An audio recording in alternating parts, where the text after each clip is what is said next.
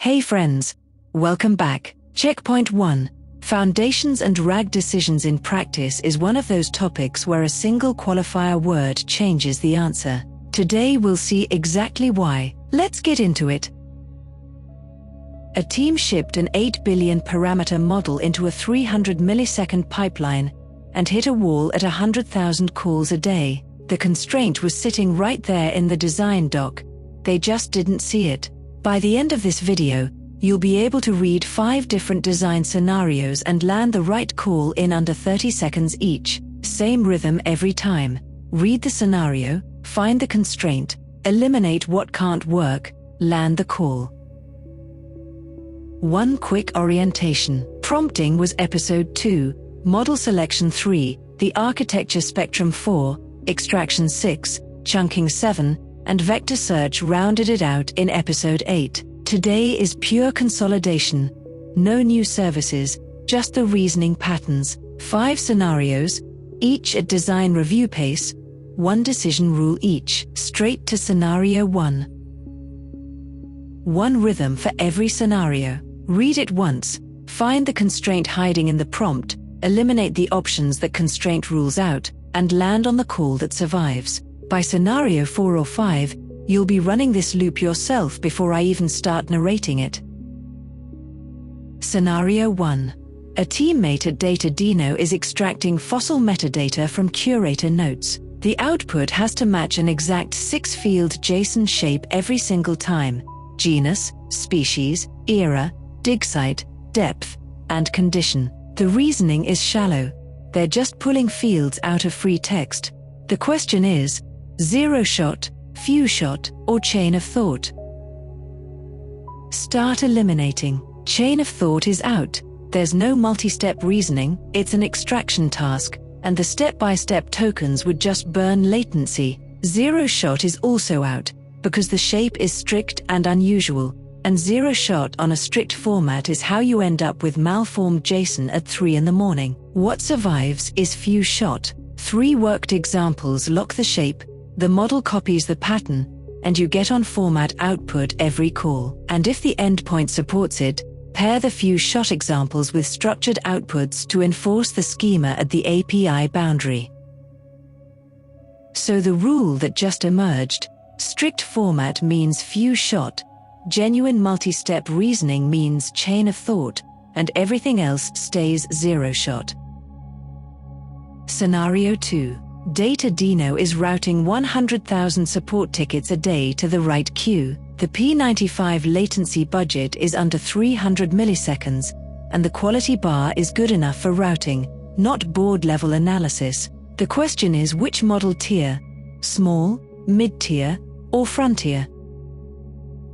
Eliminate. A frontier model blows the latency budget at 300 milliseconds, and at 100,000 calls a day, it blows the cost ceiling too. The 70 billion mid-tier model is also out. It's overkill for a routing classifier, and Databricks already learned in episode 3 that the 70 billion model belongs on the quality-bound jobs, not the cheap ones. What survives is the small fast tier, an 8 billion class instruct model on foundation model AP is. It hits the service level agreement, it fits the budget, and the accuracy is plenty for sorting tickets into queues. Ask yourself the question before I answer it.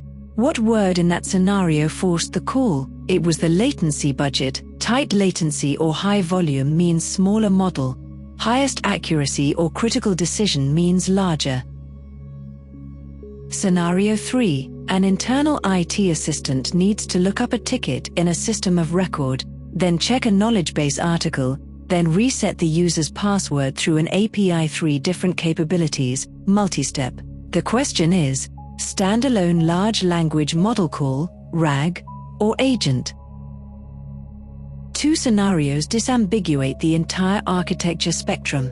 First, does the answer need fresh or proprietary data the model doesn't already have? If no, you can finish with a standalone large language model call. If yes, you need retrieval. Second question, only if the first was yes, does the system need to take actions or call multiple tools? If no, it's RAG. If yes, it's an agent. 2 yes or no questions, 3 architectures, 1 right answer.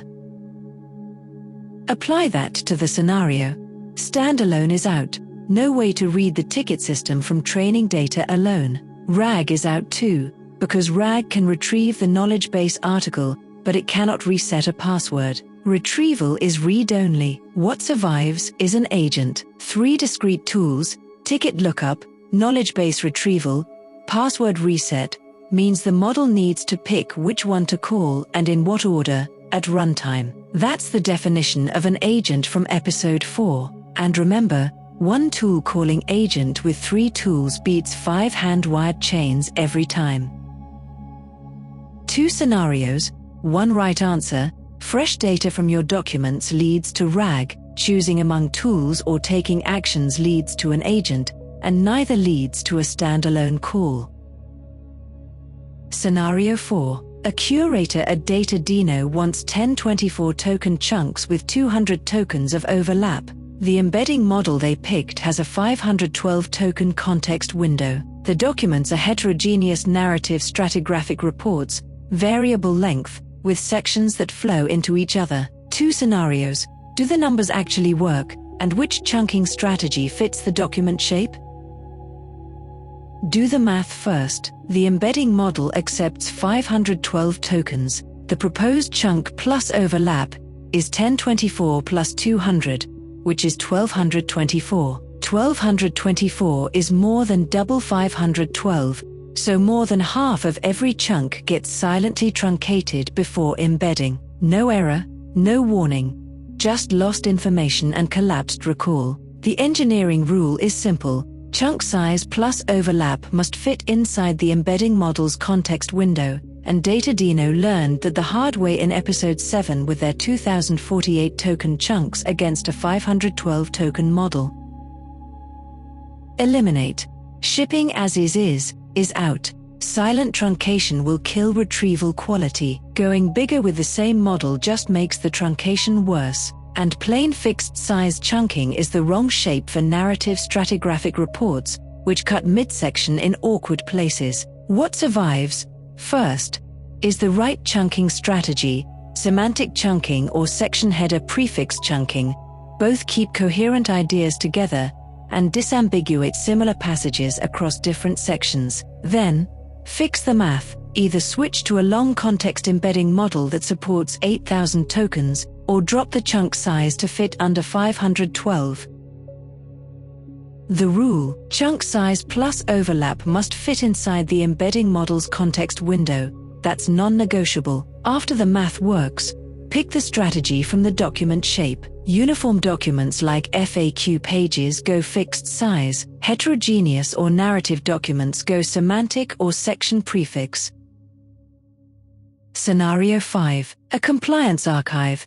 800 million paragraph chunks across 20 years of filings. Most queries hit cold data, and traffic runs at a handful per minute, not per second. There's no tight latency contract, and cost is the loudest voice in the design conversation. The question is, standard endpoint or storage optimized? Here's the framing straight from the Databricks AI search docs. Choose standard endpoints when latency is critical and your index is well under 320 million vectors. Choose storage optimized endpoints when you have 10 million or more vectors and need better cost efficiency. Notice what the docs anchor on. It is not a production versus non-production split. Both run production workloads. The real split is index size, latency tolerance, and cost sensitivity.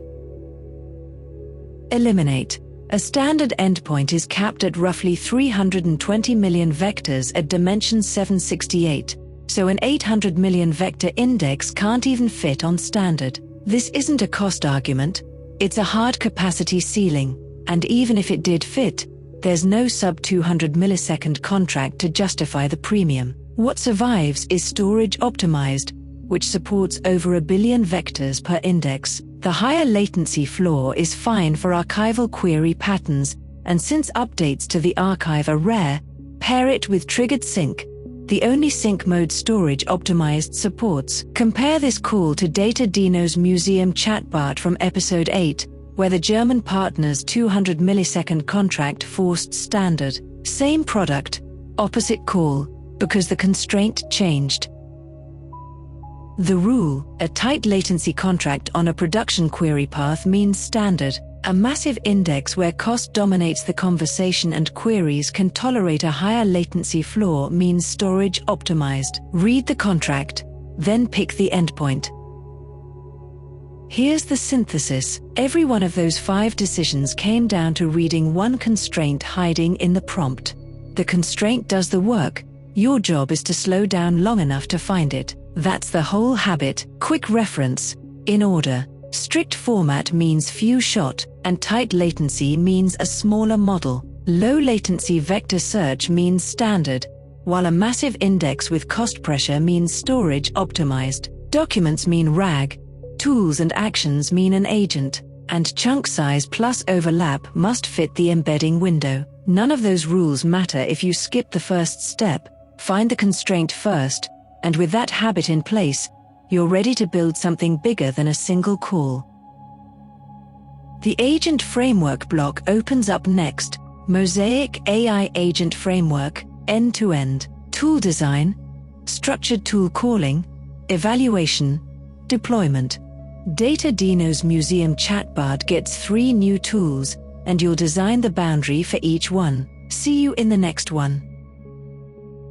All right, time to put your knowledge to the test. Question 1. A data engineer needs a large language model to classify customer support emails into one of 5 predefined categories: billing, technical, account, sales, or other. The model handles this kind of classification well out of the box, and the team wants minimum cost per call. Which prompting technique is the right starting point? Is it A, few-shot prompting with 5 examples, 1 per category? B, zero-shot prompting with just the category list in the instruction? C, chain of thought prompting to reason through each email? Or D, few-shot prompting combined with chain of thought? Take a moment to think about it.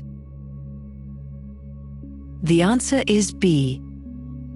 Zero-shot is the right default for a common, well-understood task where the model already understands the categories. Adding examples or step-by-step reasoning would burn tokens and latency for no quality gain, and zero-shot is explicitly the cheap default we covered in episode 2.